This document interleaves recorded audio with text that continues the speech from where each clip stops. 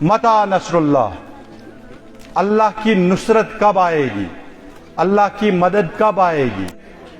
वंजी Hindu Kanav, he used these words, वंजी Hindu कनव छु बोजुन, that means with full concentration।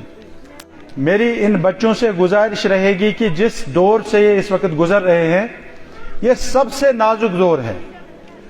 नाजुक इसलिए है कि दूसरा, आज के दौर में ये ड्रग्स वगैरह की वबा फैली हुई है। अल्लाह बचाए, ये हमारे घरों तक ये वबा कब पहुंचेगी हमें पता नहीं है। नहमदुहु व नसल्ली अला रसूलिल करीम। क़ाल अल्लाहु तआला व तबारक फ़िल कुरानिल करीम, अऊज़ु बिल्लाहि मिनश शैतानिर रजीम। अम हसिबतुम अन तदखुलुल जन्नह वलम्मा यातिकुम मसलुल लज़ीना खलौ मिन क़ब्लिकुम मस्सतहुमुल बासाउ वज़्ज़र्राउ वज़ुल्ज़िलू हत्ता यक़ूलर रसूलु वल्लज़ीना आमनू मअहु मता नसरुल्लाह। अस्सलामु अलैकुम व रहमतुल्लाहि व बरकातुहू।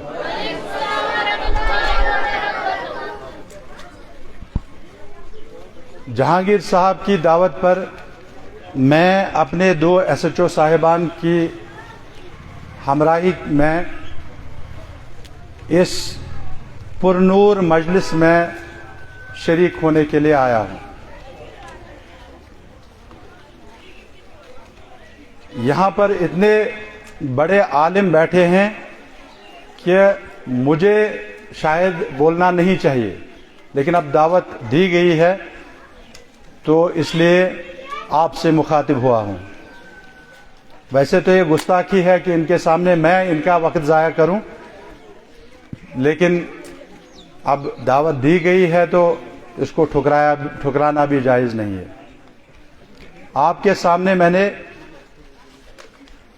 एक दो आयात करीमा कुरान शरीफ से तिलावत की हैं। मुख्तसर सा तर्जमा इनका बताऊंगा।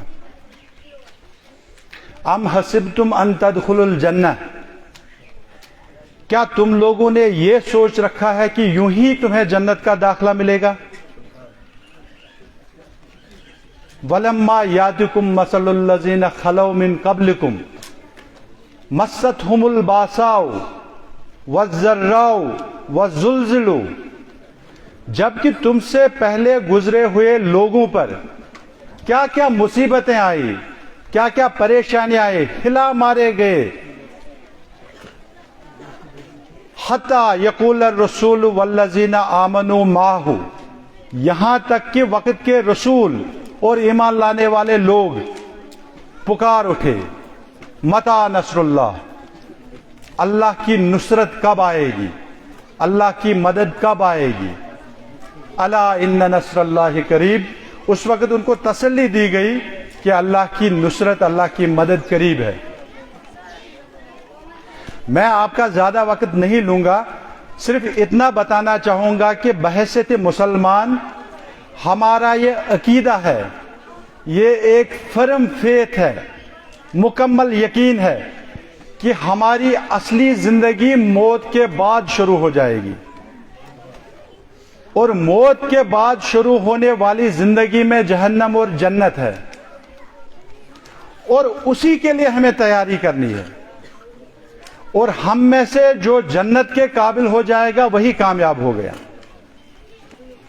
इस दुनिया में अगर किसी किस्म की छोटी मोटी सख्ती आ भी जाती है, अल्लाह ताला उसको कंपेंसेट करने वाला है।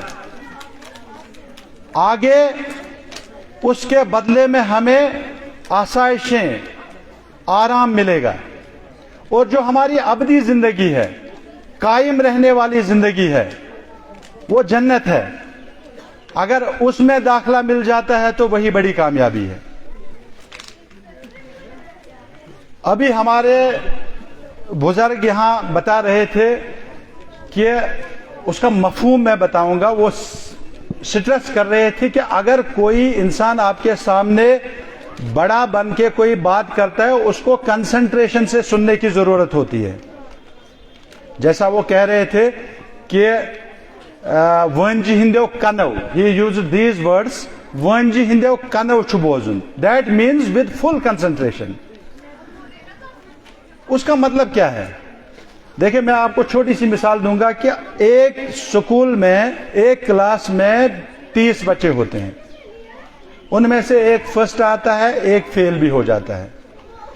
اگر ہم فیسلٹیز دیکھیں گے, باقی ریسورسز دیکھیں گے, 30 کے 30 بچوں کو ایک ہی قسم کا سکول ہے, ایک ہی کلاس روم ہے, ایک ہی ٹیچر ہے, ایک ہی چیز پڑھائی جاتی ہے, ایک ہی چیز سکھائی جاتی ہے, ایک ہی کتاب ہے, لیکن ایک کیوں فرسٹ آتا ہے, ایک کیوں لاسٹ ہوتا ہے؟ ہاں, اس میں کوئی دو رائے نہیں ہے کہ کسی کا دماغ اللہ نے اس کو بولتے ہیں ایکسٹرا آرڈینریلی کچھ زیادہ بنایا ہوتا ہے, کسی کا تھوڑا کم. لیکن اگر ہم ایسے نارمل بات کریں گے تو سب کا دماغ آلموسٹ ایک جیسا ہوتا ہے.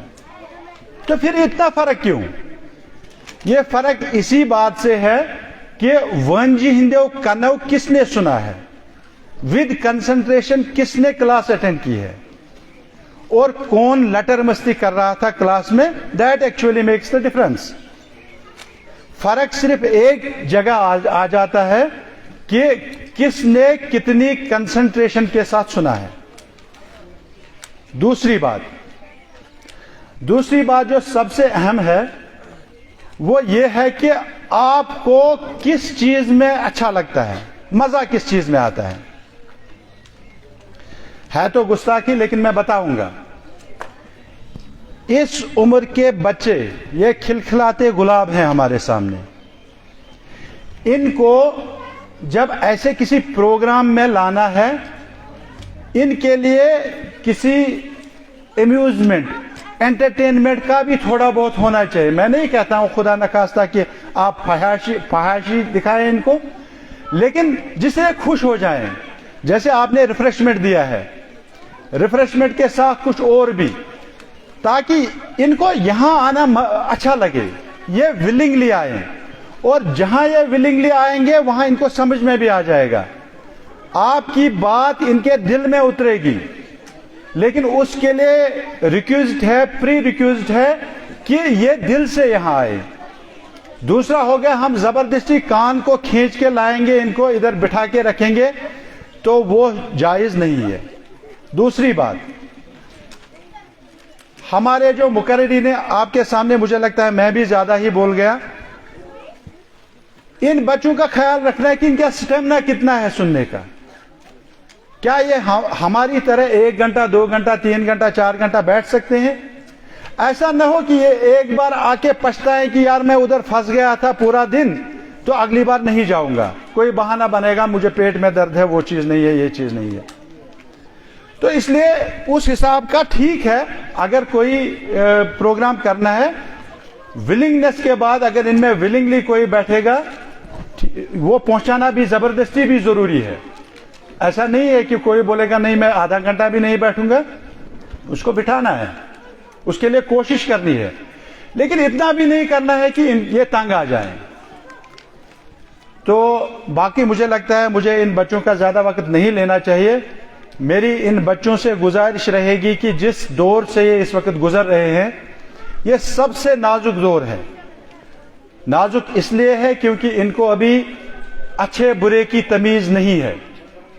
ان کو یہ سمجھ میں نہیں آئے گا کہ ہمارے لیے اچھا کیا ہے, ہماری آخرت کیسے بنے گی, اور ہمارے لیے برا کیا ہے جس سے ہماری آخرت بگڑے گی. تو اس کے لیے انہی مکاتب, مدارس, اساتذہ صاحبان اور گھر کے بزرگوں کا رول بنتا ہے. اس ایج میں ان پر زیادہ نظر گزر رکھنے کی ضرورت ہے, اور ان کو کاؤنسلنگ کرنے کی ضرورت ہے کہ اچھا کیا ہے, برا کیا ہے.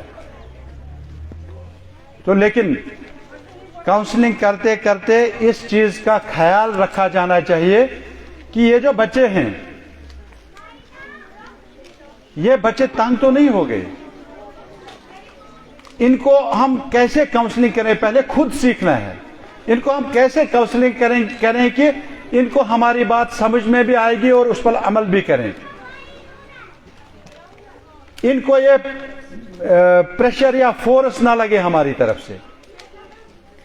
تو باقی میں صرف ایک گزارش بچوں سے کروں گا، پڑھائی ہمیشہ فائدہ مند ہوتی ہے، جیسا کہ ان بزرگوں نے کہا کہ یہ نوکری کے لیے ہی نہیں ہونی چاہیے، پڑھائی ایک اچھا انسان بننے کے لیے ہونی چاہیے، تو اس کے لیے پڑھائی کی طرف زیادہ توجہ دینے کی ضرورت ہے۔ دوسرا، آج کے دور میں یہ ڈرگس وغیرہ کی وبا پھیلی ہوئی ہے، اللہ بچائے، یہ ہمارے گھروں تک یہ وبا کب پہنچے گی ہمیں پتہ نہیں ہے، تو اس سے بچنے کی ضرورت ہے۔ شاید ابھی آپ یہ نہیں سمجھ پائیں گے کہ یہ کتنی بڑی وبا ہے، لیکن ہمارے جو یہ بزرگ بیٹھے ہیں یہاں تو ان کو پتہ ہوگا۔ تو میں دعا کروں گا کہ ہمارے سامنے یہ کھلکھلاتے پھول جو ہے یہ اپنی زندگی میں کامیاب ہو جائے، ان کی آخرت سنور جائے، یہ ہمارے لیے مغفرت کا راستہ بنے، اور ہم سب کے لیے اللہ مغفرت کے دروازے کھول دے۔ وآخر دعوانا ان الحمدللہ رب العالمین۔ السلام علیکم۔